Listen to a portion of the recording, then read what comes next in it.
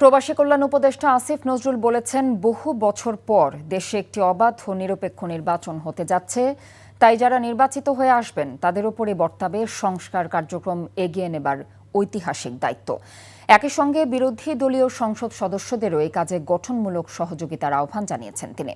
সকালে কমনওয়েলথ প্রতিনিধি দলের সঙ্গে বৈঠক শেষে সাংবাদিকদের তিনি এসব কথা বলেন। তিনি জানিয়েছেন, বৈঠকে প্রতিনিধি দল নারী ভোটারদের অংশগ্রহণ, নির্বাচনে পরাজিত হলে ফল মেনে নেওয়ার সংস্কৃতি এবং গণভোটে ভোটারদের সম্পৃক্ততা নিয়ে জানতে চেয়েছে।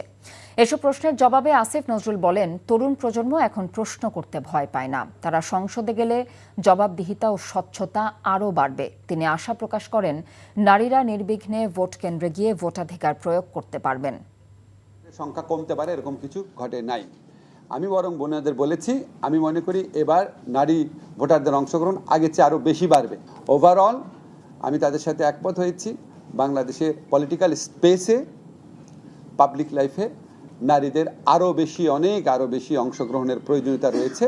এবং আমি বলেছি, আমি আশাবাদী ইনশাআল্লাহ আমাদের পলিটিক্যাল পার্টিগুলো এই ব্যাপারে সচেতন থাকবে, নেক্সট যারা জিতে আসবে এই ব্যাপারে সচেতন থাকবে।